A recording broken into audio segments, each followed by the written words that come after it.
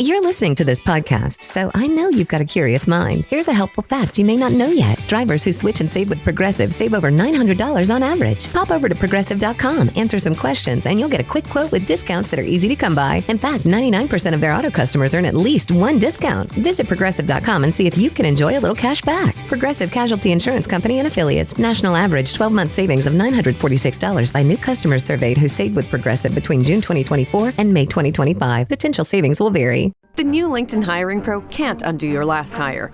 The empty seat. Who was actually just that, an empty chair in your office because you couldn't find someone to fill it. So it just sat there costing you money with all its fancy ergonomic features. But LinkedIn Hiring Pro can make it easy to fill that seat with the right candidate. With nearly 60% of businesses finding someone to interview in the first week alone. Hire right the first time with LinkedIn Hiring Pro. Post a free job today at linkedin.com/quality. I don't like my job, and I don't think I'm gonna go anymore. So you're gonna quit? Nuh-uh. I'm just gonna stop going. So you're gonna get another job? I don't think I'd like another job. Well, so what do you want to do? I want to take you out to dinner. And then I want to go back to my apartment and watch Kung Fu. Do you ever watch Kung Fu? I love Kung Fu.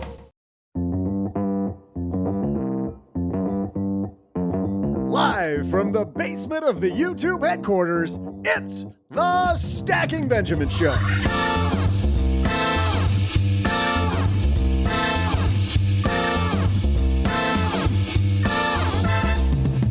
I'm Joe's mom's neighbor, Doug, and what happens when that early retirement or mid-career pit stop goes off the rails?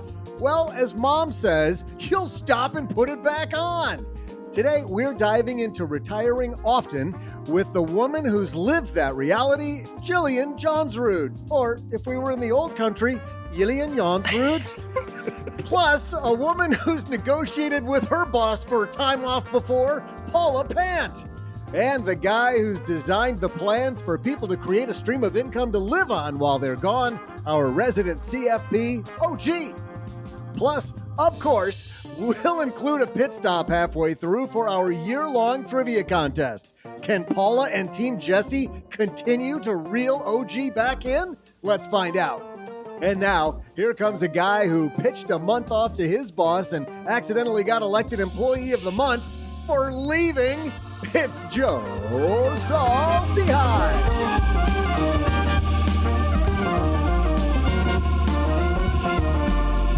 Not a true story, but there were days where that could have been true back in the day. Hey, everybody. Welcome to Friday on the Stacking Benjamin Show on this special beginning of Labor Day weekend episode.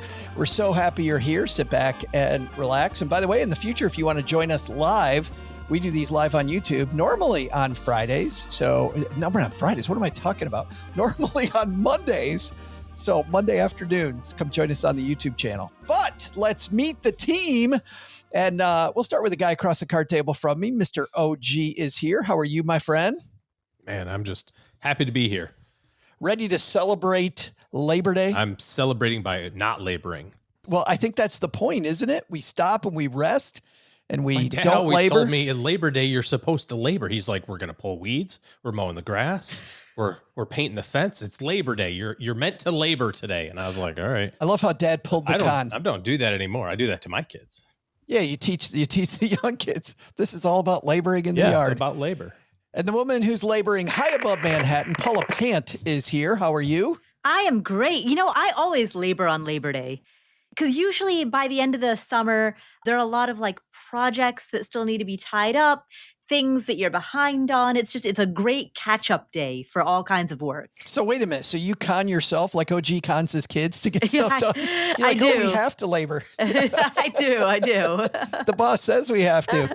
And the woman who is in the wilds of Montana, I believe, I think she is right now. Absolutely. Jillian Johnsrud joins us. How are you? Thank you. Very good. Very good. You know, September is the busiest garden season. So all 5 children will be laboring in the yard because like it's harvest time. We got to get this stuff done. But Jillian, do you have to lie to them like OG has to lie to his kids? No, it's like brute manipulation and like forced. Sorry, everyone else is relaxing, and that is not your fate in life. That's not the way it works. That sounds like my mom growing up. We had this gigantic garden. Well, supposedly she had the garden, but I think my brother and I, Jillian, truly had the garden. Oh, yeah. It was our responsibility.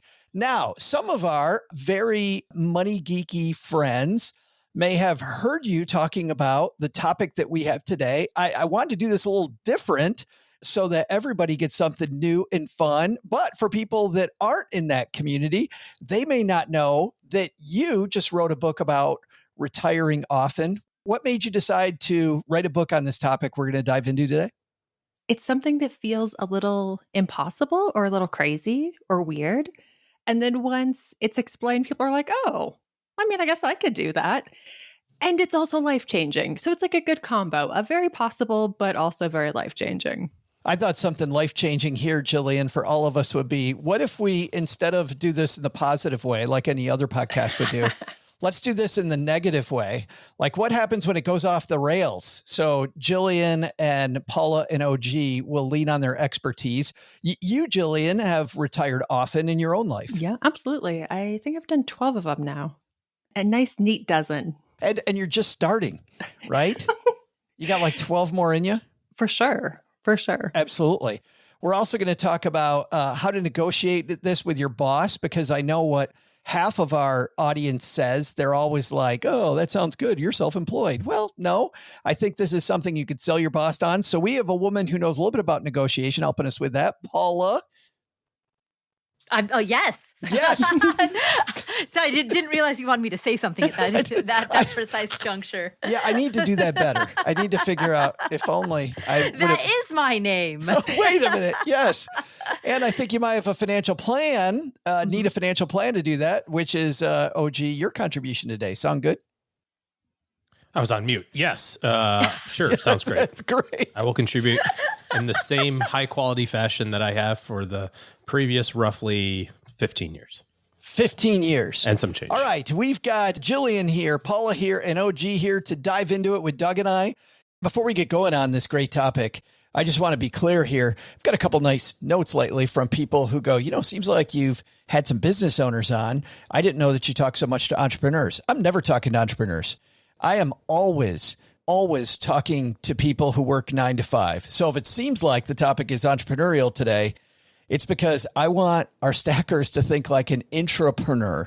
And every study shows that if you think like an entrepreneur, meaning you're entrepreneurial, but you're working for somebody else, your career is much more likely to go well. You're much more likely to enjoy your work. You're going to take control of as much as you possibly can. You're going to be the go-to person, which I'll tell you is a much more fun place to be. So this is not an entrepreneurial topic. May sound like it, but it's not. Today, we're going to help you help your boss understand that you retiring often is going to be great for everybody. You know what, though? We also have a couple sponsors to make sure we can keep on keeping on. So we're going to say hello to them and then sit back and relax and maybe grab a piece of paper and start lining up. Grab a calendar. Let's get retiring often on your agenda. So we're going to do that here in just a moment.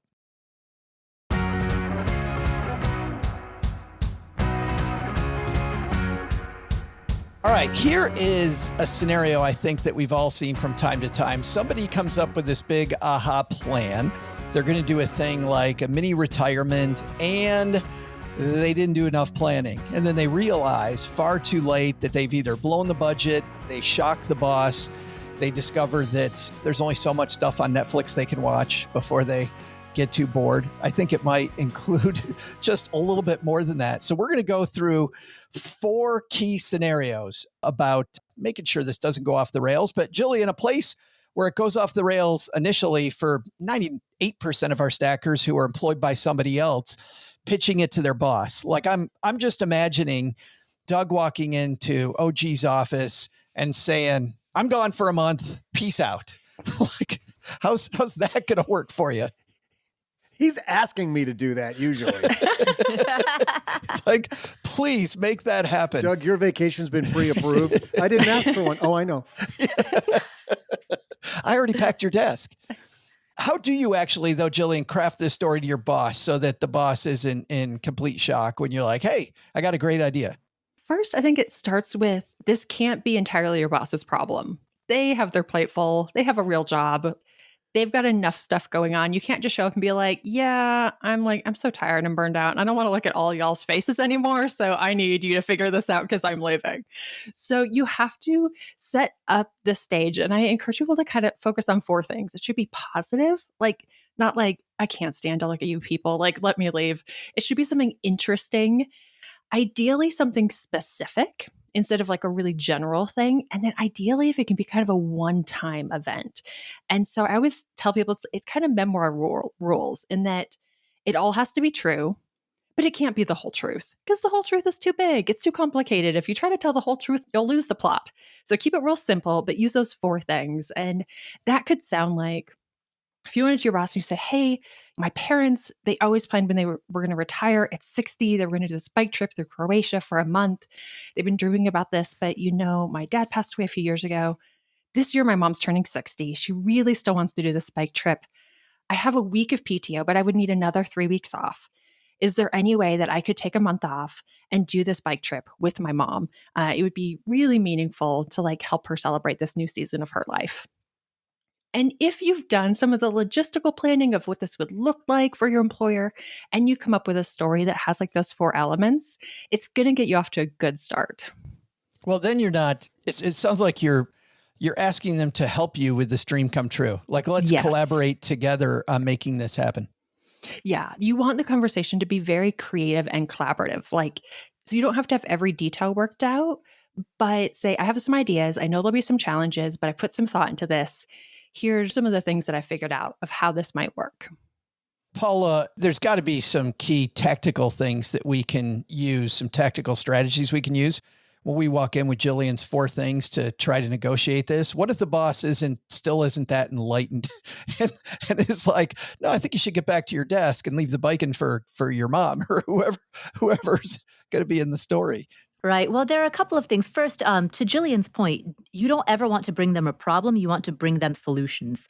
So think through what would be all of the barriers for your boss. Do they have to train and onboard somebody else? Do other people in the company have to pick up little components of your job? And this is very much going to depend on the structure of the type of work you do, right? If you are a shift worker and you can talk to some of your colleagues and have them pick up your shifts, that is going to be a very different scenario than if you are in a situation where you're the only person who's trained to do a very specific thing and there's nobody else who has the training to do the type of thing that you do. A piece of accounting or a nurse in the operating room. Yeah, exactly. So when I say start with the solution, it's how do you make sure that this in no way becomes your boss's problem? How do you go to them with a solution, not just already thought of, but like to the extent that you are authorized to do so, already enacted? I like that also, Jillian, because whether you end up getting roadblocks or not, you're already thinking through what potential obstacles the boss might bring up ahead of time. I think it's really important, especially when you're bringing something kind of maybe emotional, important to you, that you articulate the challenges that you think that they're thinking. Because sometimes if your boss likes you and you're kind of friends and you say like, I have this big goal and this big dream, it's really hard for them to be like, yeah, there's a whole bunch of problems with that though. So if you can articulate them first, it really speeds along this productive, creative, collaborative conversation. So just say the negative things out loud to get the ball rolling. I know that we pay a lot of attention lately, especially to the Stoics. But I also really like some of the Chinese philosophers, and I very much like Sun Tzu's The Art of War. I love this phrase, define the battlefield, and the best battle is the one that's never fought, right? Yeah. If we think about the battles ahead of time and know these are the potential problems, then I don't have to fight that battle. Speaking of that, OG, I want to go back to before this even happens, because I think to Jillian's point and to Paula's point, you got to articulate the audience, but I think you also got to be financially ready to go. I mean, there's got to be a little bit of runway. What are some of the potential obstacles we might need to clear before we take our mini retirement? The thing that I'd add to what both of them said earlier is I was watching a video on conflict with Chris Voss, the hostage negotiator guy. And one of the things that he said was, always start with the thing that they're going to think when you say the thing that's coming out next. Like, you're probably going to think I'm a big jerk, but I actually don't want the salmon. And they go, oh, because they can't go, you're a big jerk. Because you've already just said, like, you ordered the salmon, they bring it out and you go, listen, you're going to think I'm a complete jerk, but I actually don't want this. Can I have something different? And they're more likely to be like, oh, yeah, okay, cool. So as you start framing these conversations, like Jillian said, putting yourself in the shoes of the person who you're talking to and going, well, what would I do if one of my employees came and said this? I want to take a month off to go bike riding in Europe. I go, you're crazy. We don't have the time. Like, this is the busy time. And you start with, hey, you're probably going to say it's super busy and it's, it's crazy, but here I have this idea, and it totally disarms the situation. Anyways, you were talking about the money aspect of it. And really the big thing when it comes to this is, this can't be something that you just kind of spring on yourself, just like you're springing on everybody else. Just because it's the first time your boss is hearing about it, it's probably not a good idea to be the first time that your money plan is hearing about it. If you wake up on Monday and go, you know what I should do? I should probably take the next month off because I am tired of seeing all these people's faces, And honestly, if you've done a really good job of, emergency funds and that sort of thing, maybe you can do it. But I think you got to think through, how am I going to, not just afford it, because there's that aspect of it. But if I'm truly away, if I'm truly detached from something, what are the things that might break if I don't pay attention to it? Like, for example, do I have to automate all of my credit card payments? I'm going to be in another country. Is it hard to use my phone to make my Amex payment? Can I automate that? How am I going to make sure that if I leave my house, that the AC doesn't break, or I have pets or something like that? You need to think through those things long in advance, not just the money aspect of it, which obviously you got to cash flow that out and make sure that you're good. But then I'd say even the next step of it is, what else is going on in your world that if you step away from, you are responsible for? And what's that look like? What kind of a typical runway do you see people have, Jillian, before they take a mini retirement? Is it 6 months? Is it 2 years? Well, it depends how long your mini retirement is and if you are negotiating it off or if you're doing it in between jobs. I kind of define a mini retirement is a month or longer, stepping away from your 9 to 5 to focus on something that matters to you. So if you're only taking a month off and you're negotiating that with your employer, so you have a job to come back to, I think your normal financial plan probably works. You would need to cover, if it's unpaid time off, you have to cover that. And then you have to cover the cost of whatever adventure you have. But it's not super significant. Now, if you're planning to quit your job and leave and take a year off, yeah, you've got a year of expenses. And if you're going to be out of the workforce for a year, you might want to plan on another 6 months, 8 months of runway to find that next job. And so the runway is much bigger. Like you'd want a much bigger emergency fund in that case. And how early in this planning do I start talking to my boss? I mean, if I want to take a month off, do I start talking to them 6 months before the month off? It's a little bit job specific. Some people are in my industry, like I would need to have this much runway, but in general, I say about 3 to 4 months. If it's too early, if you do it like 6 to 12 months off, in most corporate cultures, if it's happening 12 months away, it's just basically not happening. Like there's no thought process, there's no bandwidth, zero action will be taken. So 3 to 4 months is about the sweet spot where it gives you enough time to prepare, but not so much that everyone procrastinates you leaving. And then 2 days before, it's like that third grade science homework. Oh, I had the last 6 weeks to work on it and I did nothing. Right. Thesis paper. Don't ask me how I know.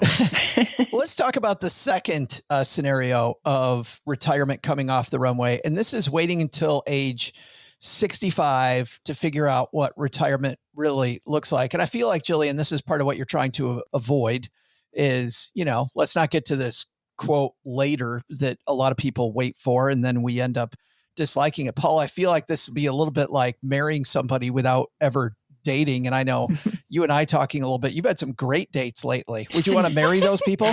Nope. The thing is, so I come from an arranged marriage culture. My parents got married. They did not meet each other prior to their wedding. My dad actually told me that when he arrived at his own wedding, he was like looking at all of the women there, wondering which one was supposed to be his bride. Come on. Yeah. Number 3. I've seen this show. This is an awesome show. It's called Married at First Sight. What episode were they on? Doug's gone to the bar some nights and had that thought. Which one of these people am I going home with? Yeah. They took tonight? the Nepalese arranged marriage culture and turned it into a TV show. So that does happen. It's happened for millions of people. I mean, you can make that work. But I think that at least in the United States in 2025, for most people want to know in the context of retirement, it's better if you can practice retiring before you actually retire, right? Because the construct that we currently have is this binary. It's you're working or you're not. It's very much a cliff, like working, and then there's this cliff and like, now you're not. So you're really thrown into the deep end at the age of 65 or 67 or when whatever age that is. You're not going to be good at anything the first time you do it. The first time you swim, the first time you ride a bike, the first time you rollerblade. Like, why would you be good at retirement? Retirement is a skill. And like any skill, it requires practice. Jillian, what Paul is saying, is that why you really dive heavily into this, that practicing retirement is super important? Absolutely. I kind of compare it to running a marathon. Some people are obsessed about the idea of running a marathon and you're like, oh yeah, that's so cool. And you go, well, have you like run like a 5K? And they're like, no, I don't want to waste any time on 5Ks. I'm just going to sit at my desk and work really hard, 60 hours a week. And then one day I'm just going to start running a marathon and I'm going to be awesome at it, actually. No, I'm going to put down the donut and run the marathon. And then the justification is, well, I've been listening to podcasts about marathons. I've read some books about marathons, so I'm pretty sure I'm going to be awesome at it. And it's like, well, why don't we just try it out a little bit? Why don't we give it a little test run? What's the harm in taking a month or taking 3 months? Work out some of the kinks and get your bearings. And if nothing else, like let's say you take a month off and it is amazing. It is absolutely magical. And you're like, this is the best month of my entire life. Then when the time comes to retire, you might be confident moving into that new season of life. You might not get stuck in one more year syndrome because you're like, I've done it. I've lived it. It was great. And now like, I'm ready to go all in. I'm not scared about looking down the barrel of these next 40 years because I have tasted the promised land. But I think the other side is valuable too. I mean, at the time it might suck, but learning that it's not everything or it's not what you truly wanted. I think, Jillian, that's also great data. It's really helpful. And sometimes I have a dark sense of humor. I kind of view it as like, there will be some disappointments. Some things will not work out as you anticipate they will. I'm of the mindset of like, spread out the disappointment. Don't feel all the disappointments at once at 65. Pace them out throughout your life. Every mini retirement, deal with 2 or 3 little disappointments. Get them out of the way. Like Dream Johnny some new Appleseed, dreams. spreading disappointments wherever you go. Yeah. That is deeply dark, my friend. Oh, gee, how many times have you and I talked about on the show about the important thing about your retirement plan is that it's sticky. And I feel like what Jillian's talking about here makes it stickier, which means it's easier for your plan to stay in place and you're not going to blow up your plan. I think the biggest thing here is recognizing that no matter what you think you're going to do or how you think you're going to spend money or what you hope the market's going to do when you retire or any of these things, the reality is that all of it's going to change. And maybe that's the scariest part about it is it's like you have this plan, it's all I's are dotted and T's are crossed, and I know exactly what I'm going to do my Roth conversions, and I know the exact day I'm going to file for Social Security, and I know all these things are going to happen. I'm going to spend this money on this day to do this trip with these people, and then you have a medical event, or the market takes a crap, or a family member needs assistance, and that kind of pulls you away for a period of time. Or the trip that you wanted to do, you thought was $20,000 and it's really $40,000. And so, there's all these different things that are going to happen. I think that the biggest thing around retirement planning is pointing the boat in the right direction and rowing in the direction that you want to go and recognizing that every so often you have to get out the map and go, am I still pointed in the right direction? Because you're never going to be on course. You're never going to be exactly right. And the action of actually planning is the thing. The conversations that you have about planning is the thing that's the most important. Because I can guarantee that anybody who retires right now and they have all their stuff laid out perfectly, in 5 years from now, they're going to go, well, that didn't happen. That happened in a different order. That's different. Think about the person that retired 5 years ago. They retired on January 1st, 2020. Whoa, life is good. Retirement. Woo-wee. By the end of March, they're like, well, a third of my money's gone. So that sucks. Also, a lot of my friends are dying. That sucks worse. I can't go anywhere. That sucks. Think about all the stuff that happened. And 5 years later, yeah, we can't get back the people that we lost, but your money has exploded. If you stayed the course, you have 5x the money that you thought you did, or 3x the money that, what if you're still spending like it's 2020? Now what are you giving up? It's the other side of that, right? You could be doing all this other stuff, but you just said, well, my plan was 2020. My plan was 5 years ago. You have to do this exercise on a regular basis. And having those experiences like you guys are talking about here throughout your career is really helpful. My question with all of this is, how likely is it to happen to the average person?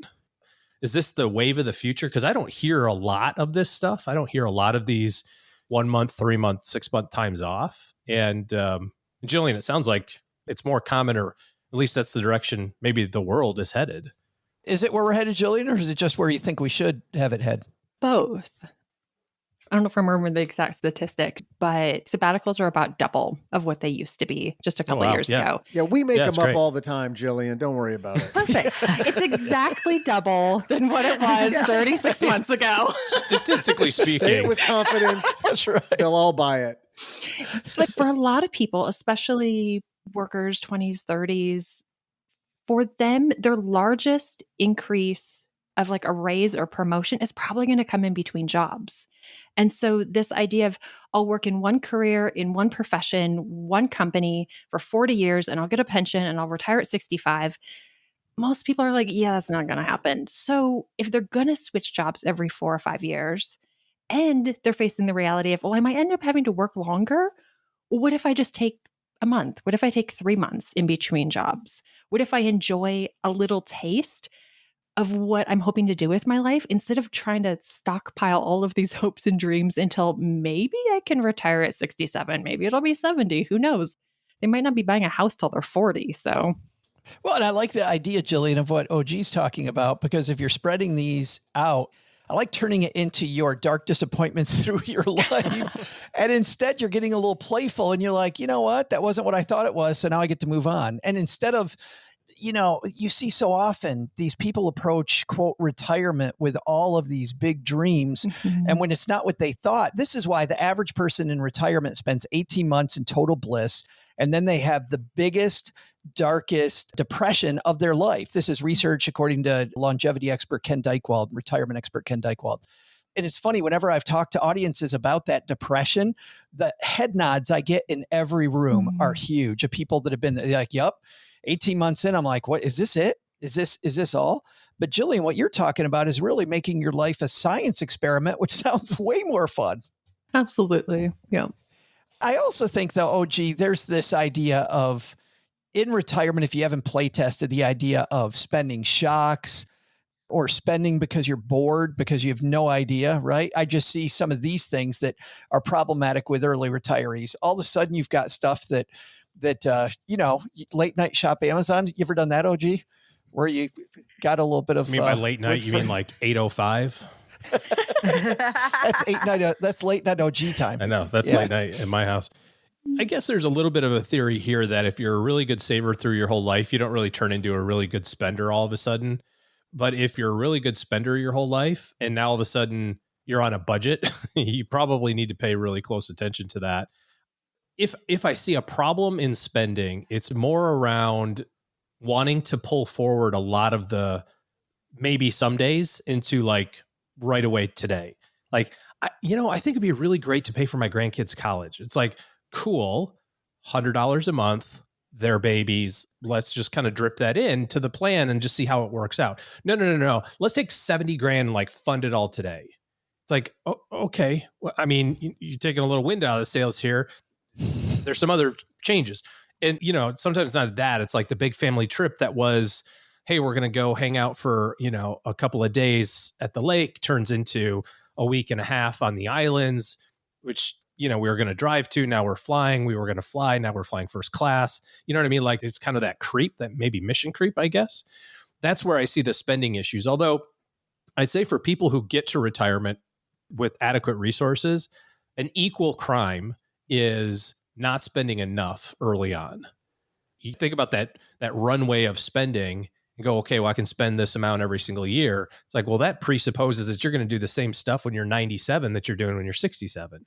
And I'm not sure that that's likely. The case. Yeah. I mean, it's not the case, but statistically, I'd say that 97-year-olds are a little slower in their spending than 67-year-olds. So maybe some of that you can pull forward. So it's a balancing act for sure, but that all goes back to that planning piece, which is you can't just get to retirement, whether it's about your activities or it's about your money, and go, oh, thank God I made it.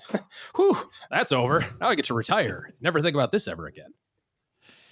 And then you get there and all of a sudden you're going to show up no matter what planning you did or didn't do. Yeah. I think show up at the party regardless, whether you're dressed for right. it or not. Ooh, that's good. Hold on. TM. I got to trademark that one. Quick. You're showing up to the retirement party, whether you're dressed for it or not. Dang, that's a good one. Woo. I also love the contributions of the people hanging out with us live on YouTube. Our friend Paul from the Firelighter podcast says, OG speaks the truth. Been 6 years retired and COVID was year one. Things were never the same as expected. As long as we're pointed north, we continue to course correct. Kay Sand says, I'm aiming for a month at a time, Jillian, per year in the south of France. She wants to retire often once a year, mini retirements. And then it shows up as Da, but it is the Great Divide Boys says, I just did this for 4 years, 20 hours for 4 years and the substitute teacher for a year. Now back at 40 hours, which is cool, Jillian. People think I go into retirement and I have to stay retired. And if you don't stay retired, it's like, what's wrong with you? And you're taking that off the table. There's nothing wrong with you. You just decided it's another season and I'm going back to work. I think to Paula's point, there is this like, I'm doing one thing or I'm doing another. And I'm going to do one thing for a really, really long time. And then I'm going to do this retirement thing for a really, really, really long time. And you can just do both. Like you can work really hard in your career for 3 or 4 years, and then you can take 6 months and you can go enjoy yourself and have some fun. And you can come back and you can do something else really interesting and meaningful. And I think if people get into this rhythm of I'm going to do cool work and I'm going to live a cool life and I'm just going to go back and forth between these, that transition into full retirement isn't as dramatic or as traumatic. Because you've been floating back and forth between these and living in kind of that gray area of I do both and both add value to my life. I feel like, Paula, there's been a fair number of questions. OG and I answer some questions here. We have full episodes, Paula, you and I, and Afford Anything, where we answer questions. I love what Jillian's saying, because how often have you and I had the false dichotomy? I can do this or I can do this. And you and I answer with, well, why wouldn't we do both? Right. The issue is that most of us as children, we are taught a very, very linear, specific way to live our lives. You go to high school, then you, for many people, go to college, get a job, work there for 40 years, retire in your 60s. Because the structure seems to be set up with that dominant paradigm in mind, there can often be a lot of resistance to the idea of doing anything a little bit unconventionally. And it's not easy. And sometimes there are bosses that are going to put up barriers. Sometimes there are entire companies that are going to put up barriers, and maybe your current workplace isn't that amenable to it, and you might have to switch jobs. But ultimately, if there's something that you're committed to doing, that you're truly committed to doing, you can always find a way to make it happen, right? Even if that's going to require some tough trade-offs or some sacrifice. I've had too many emails from people over the years that have said, maybe 2 or 3 a year, from people going, I like that topic, but I can't do that. I can't do that. And the answer is maybe because I don't live where you live. But most of the time, what I've seen is that you're just not willing to make that choice. And that's okay. But the word can't, I think we use, to your point, Paula, more frequently than maybe we should. Right. And I'd like to invite everyone to just see the power of rephrasing that as I choose not to, because it's a totally valid choice to choose not to. But there is such a difference between saying I can't versus I choose not to. Well, you've got so much more power in it, where I can't takes the power from you, but going, no, I choose not to, you're retaining. Right, exactly. Or another way that I like to say it is that's not a priority for me at this time. I say that about a lot of things. Do you know what you say it often about, Paula, every week here? What's that? You say, I choose not to be good at trivia. That's exactly what you say. Let's test that again right now, shall we? Because let's try it. We pause halfway through every scintillating discussion we have here on Fridays on the Stacking Benjamin Show to take a moment and have our Friday trivia challenge between our three frequent contributors, OG, Paula, and Jesse Kramer. And Jillian, you are on Team Jesse today, which means good news and bad news. Would you like the good news first or the bad news? Let's do the bad news. Well, the bad news is you're not winning, which actually is good news because that means you don't have to go first. You get to guess second because you are in second place. OG is leading with 11. Team Jesse, including you now, have been reeling him in, though. You're at 9.5. And while Paula choosing not to pay attention to the trivia for like the 18th year in a row, we've only been doing the podcast for 15 years. So who could do that math? Paula is at 6.5. So 6.5 for Paula. But Paula, the good news is I think if you win every week of the year that's left, you could still finish second. So no, I'm kidding. Tie for second. You could run the table and you could be winning by the first week of October, Paula. Whoa. Yes. All you got to do is win the next 5. But to know who's what's what, we have to have a trivia question. So Doug, what's on tap this week, man? It all starts right here, Joe. Hey there, Stackers. I'm Joe's mom's neighbor, Doug. It's the start of Labor Day weekend, and while we're chatting here about how not to labor, some people are going to experience the ultimate labor of love this weekend. That's right. Someone listening to us right now, and I'm not at liberty to say who, is having a baby. So let's ask a money question about that. As of 2020, what was the total cost of having a baby, including labor and delivery, in the USA? I'll be back right after I deliver Joe's mom's latest batch of muffins to the neighbors. She knows how to keep the whole street on her side. Yes, she does. That woman, the teamwork makes the dream work, right? And everybody is a big fan of the muffins. All right, let's talk about the muffins being born this weekend. Is that a good transition? I don't know. OG, you're going first. As of 2020, total cost of having a baby. I think it's a little silly to be using data from 5 years ago, so I'd like to report that to the fact department. There has to be some recent, more recent data There's than not. 2020, we actually, for God's sake. Well, hold on a second, because I actually have the answer to that, because Dr. Jordan Grummett from Earn and Invest helped us with this question. And actually, Jordan said that they actually look at this every 5 years. So there will be new data in 2025. But the efficacy of doing it closer than every 5 years, it's a waste of time. Well, so says the person not answering trivia questions. But okay, yeah, so says the person. So says the person in the field. He's a doctor, and so that also makes him a statistician. That's right. Yes. All right. Well, based on backing out inflation 5 years ago in my brain, I'm going to say that the answer. So this is. Are we including all 9 months of prenatal care here? Oh my God. That's a fair question. Every week, OG, you got to bring us this labor kind of and delivery. Cost of labor and delivery. L&D, just blue 19 when the quarterback's under center and just gets the snap. Orange 21. Orange 21. Okay, that's what it was like for my middle kid. All right. I'm going to say that the answer is approximately $29,847.11. You're such a pain in the ass. You are such a pain in the ass, OG. What do you think about them apples, Doug?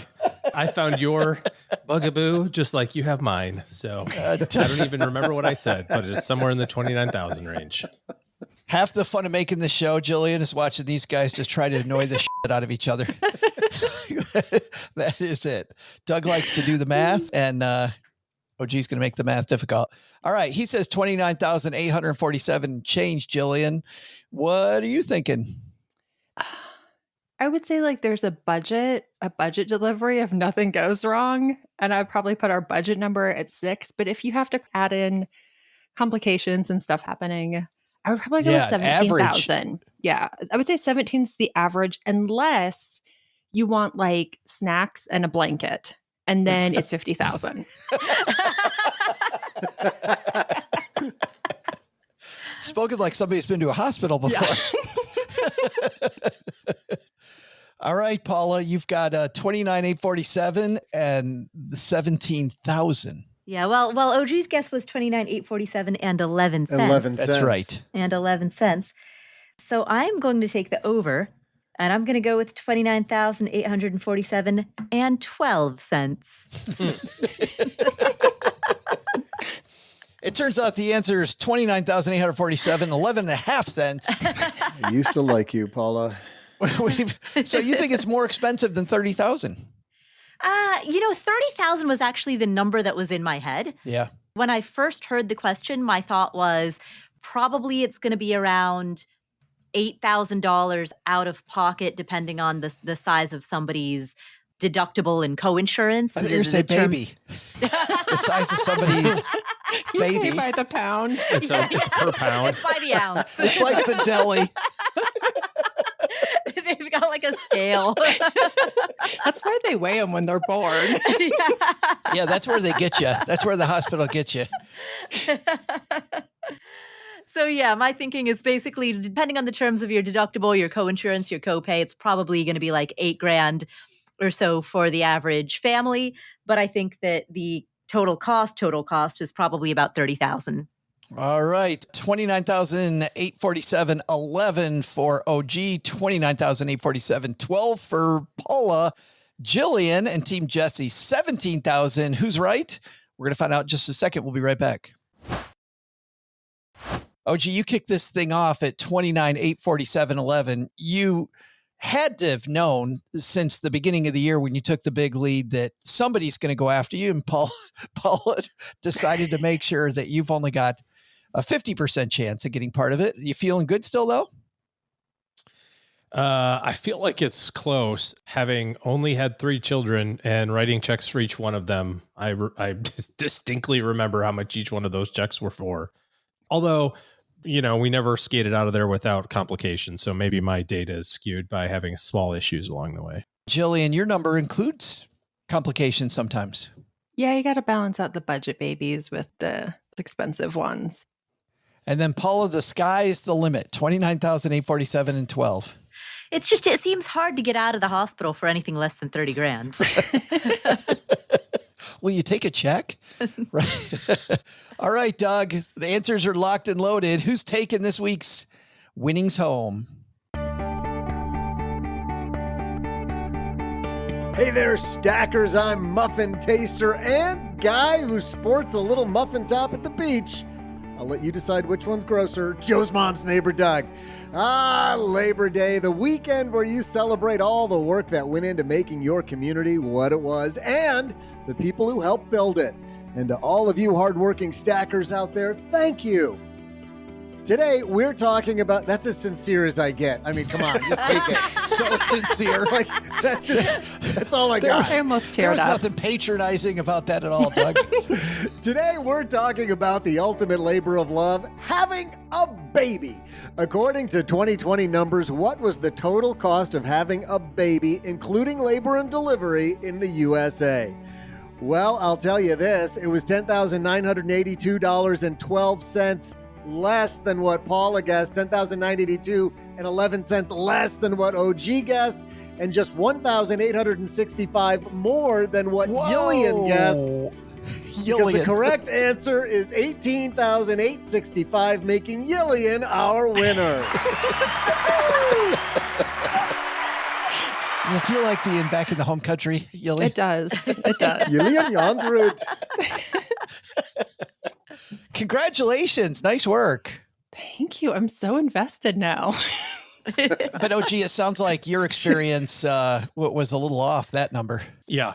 I think the most recent one for which we have data is a 2016 data, and I believe it was in the high 30s. So Wow. that one was Holy the easiest cow. one. So I guess we got too many blankets or free It's coffees. day 2 of snacks that really gets you. Like They the really- first pudding is good. The second pudding, they're about $1,000 a pop. Well, in a pudding pop, that's even Oh, more. Yeah, it's Like, outrageous. don't even ask about that. All right, congratulations, Jillian. And you know what that means? OG has 11 and Jesse has 10 and a half. coming into It's all for the gram, guys. It's all for the gram.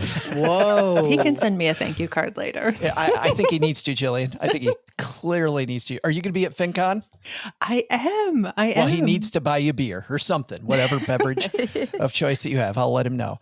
I've got two more big questions on tap. And one thing you talk about in your book, Jillian, is about health.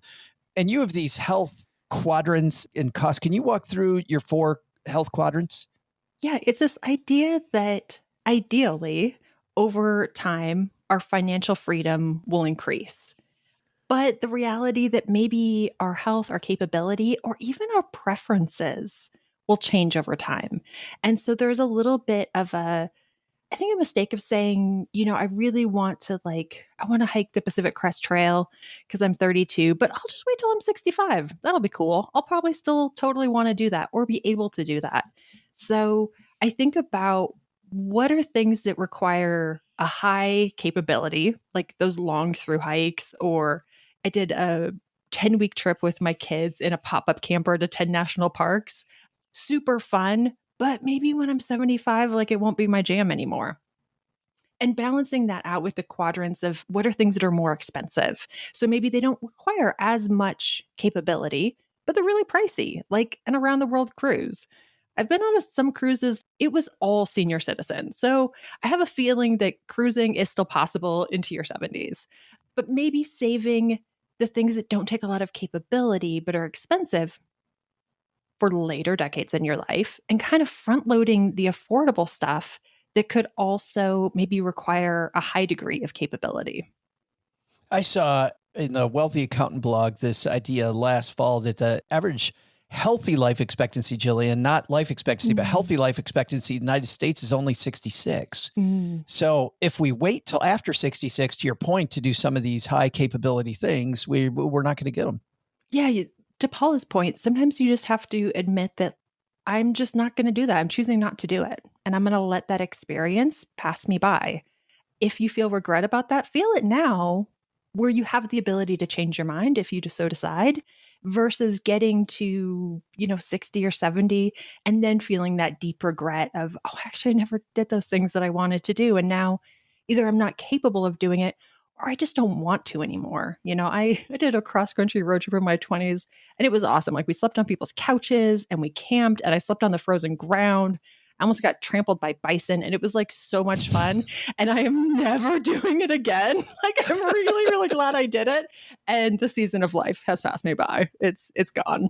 Yeah, the whole camping thing, I think, is beyond OG as well. OG, you and your government-sponsored camping trips, I think you've said. Yeah. We got to do lots of fun outdoor activities, all courtesy of the U.S. Treasury Department, U.S. government. So I'm good. I don't need to be outside ever again, especially overnight and especially sleeping. I'm just more concerned about the, you hear that 66 number for both Joe and Doug. Do you guys get a little sense of dread? Oh my gosh, there's only 9 years to go. You just got no way, man. So a little countdown clock that you guys have, this is my healthy life. I got it on the wall over here.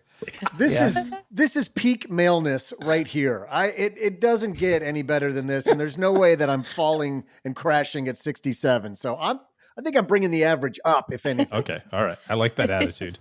Your pharmacy and your bathroom, the pill packs say otherwise, but definitely peak maleness for sure.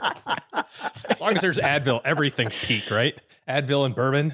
Yeah, you can do anything This twice. is why I need to retire often, Jillian, is to just get away from this harassment in the workplace. It's absolutely horrible. It is ageism. I'm sorry. Report me to HR. What are you going to do? Paul, I am thinking as I'm listening to Jillian talk, though, about a different spreadsheet. If we're putting this into action, I do like the idea of saying, you know what? I like this thing, like seeing the fall colors in Maine where I'm driving up Highway 1. I could do that when I'm 75.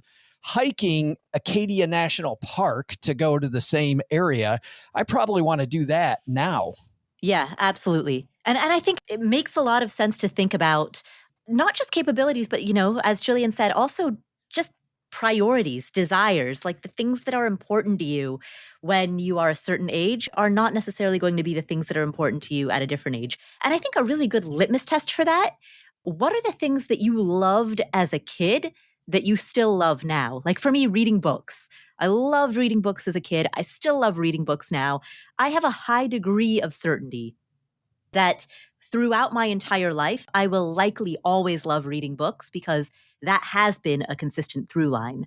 Whereas when I look at other interests that kind of popped up like hiking and camping, when I was in my early 20s, I was really into that.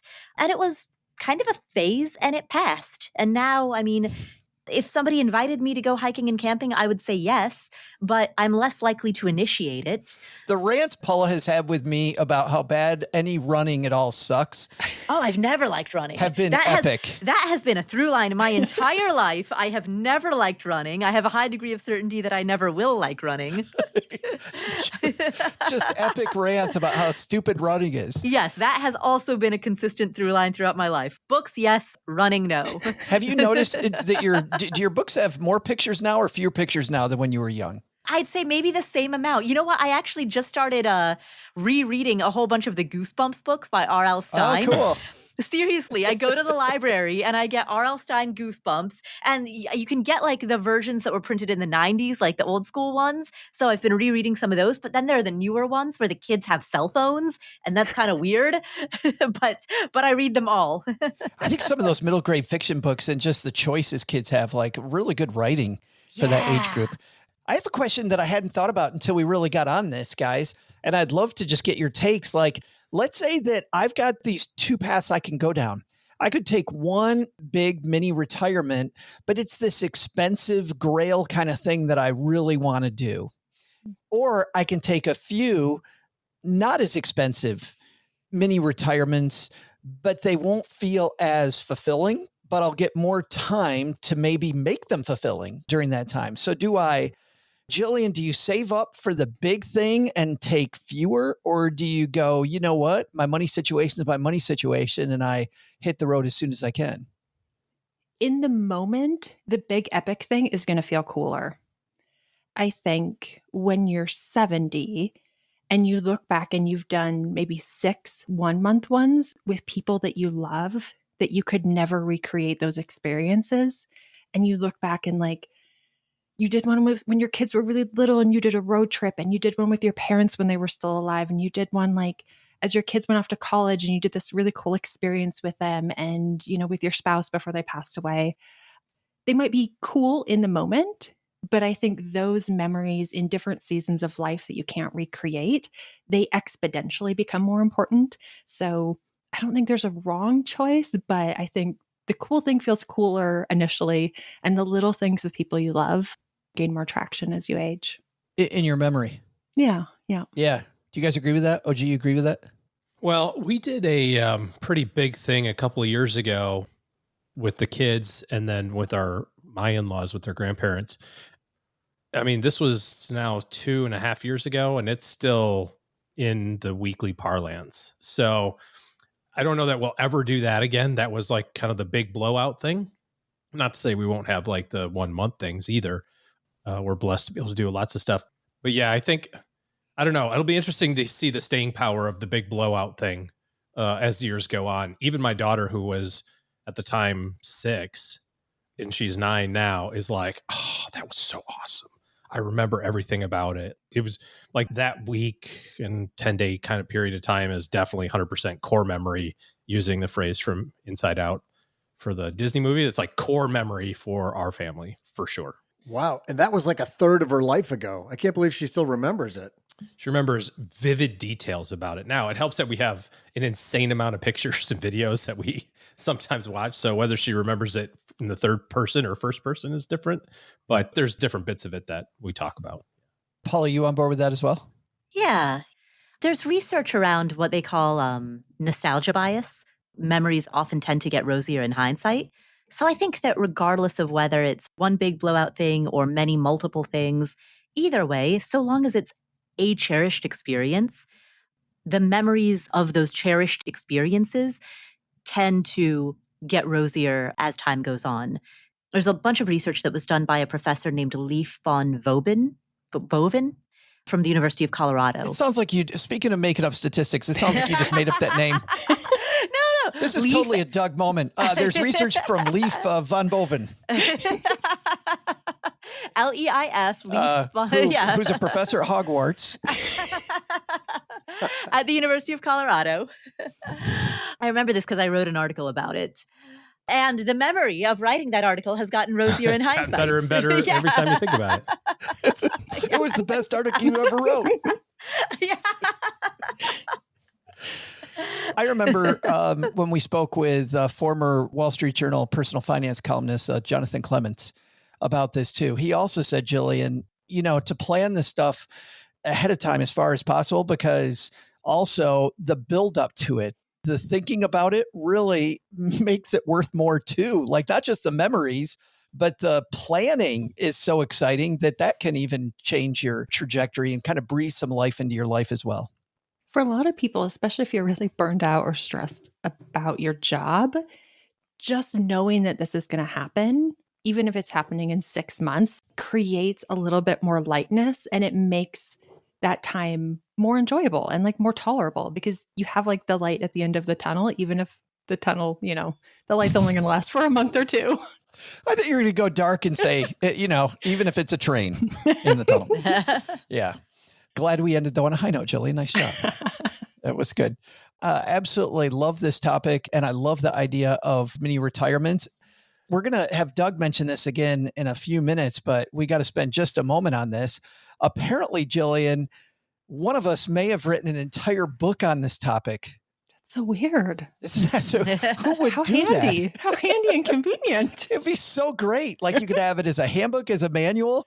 Where would somebody get such a thing, and when could they get it? Let's say hypothetically, if somebody had written a book about this topic. I think you could probably order it right now and it would show up at your house in a few days. Oh, that's great. It's so convenient.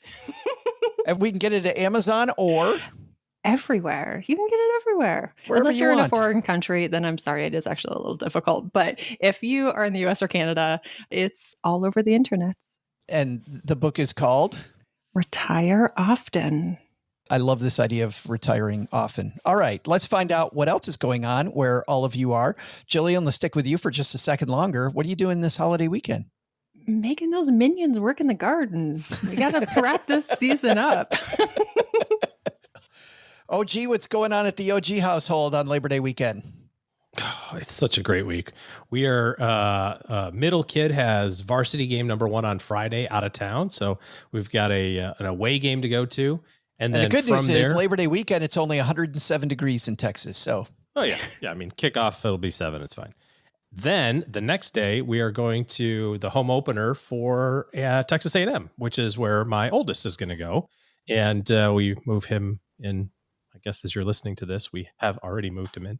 But then that'll be kind of right around day 10-ish or 12-ish of him being on his own. So it'll be perfect time for us to come drop in for a little visit, go to a football game. And then with the long weekend, no worries on staying up a little late on Saturday night. So fantastic. Which means what? 8:15 then?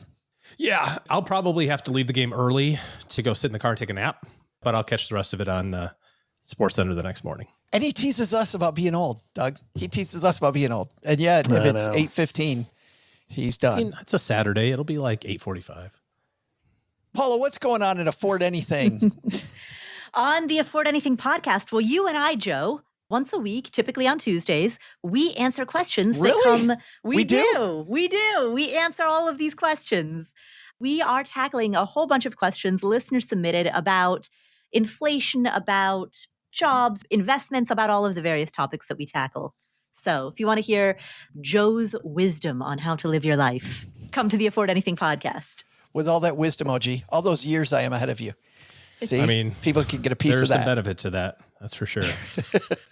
All right. Jillian, thanks a ton for joining us. OG, Paula, thanks for bringing it. Doug's going to bring it here at the end. By the way, thanks to everybody for hanging out with us on YouTube. You guys I love the comments. I couldn't get to nearly enough of your comments, although we did show a bunch of them on the screen. So we had a great time. Thank you so much. Doug, you're going to bring it home for us, man. What should be on our to-do list at the end of this week? Well, Joe, first, take some advice from Jillian Johnsrud. That's not even Norwegian. I mean, I just totally pretty botched good, it. actually. That's pretty solid.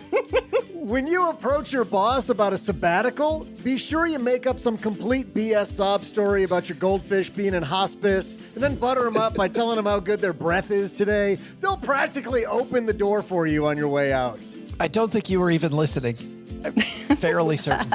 Is that a requirement? Second, don't forget what OG said about when you're old and wrinkly. You're showing up to the retirement party whether you're dressed for it or not. So maybe treat yourself and buy that new leisure suit now while you still look sexy in it. But the big lesson? Mini retirements are supposed to refresh you. Here in the basement, it just means hiding from Joe's mom until she finishes yelling about who left the laundry in the dryer. It wasn't me this time, Ma. Thanks to Jillian Johnsrud, sounds so weird when you say it that way, for joining us today. She said it wrong her whole life. You can pre-order her new book, Retire Often, on Amazon or wherever you buy books. We'll also include links in our show notes at stackingbenjamins.com. Thanks to Paula Pant for hanging out with us today. You'll find her fabulous podcast, Afford Anything, wherever you listen to finer podcasts. And finally, thanks also to OG for joining us often today. Looking for good financial... He hates it when you say the T in often. Thanks. So I just had to slip that in there. Looking for good financial planning help? Head to stackingbenjamins.com/often for his Flash OG for his calendar. This show is the property of SB Podcasts, LLC, copyright 2025, and is created by Joe Saul-Sehy. Joe gets help from a few of our neighborhood friends. You'll find out about our awesome team at stackingbenjamins.com, along with the show notes and how you can find us on YouTube and all the usual social media spots. Come say hello. Oh yeah, and before I go, not only should you not take advice from these nerds, don't take advice from people you don't know. This show is for entertainment purposes only. Before making any financial decisions, speak with a real financial advisor. I'm Joe's mom's neighbor, Doug, and we'll see you next time back here at the Stacking Benjamin Show. Doug, you ready to start this thing? Let's do it. That sounded just like Tone Loc. Come on. It sounded exactly like Tone Loc. I swear. We need the drums to come in right after that. All right, here we go.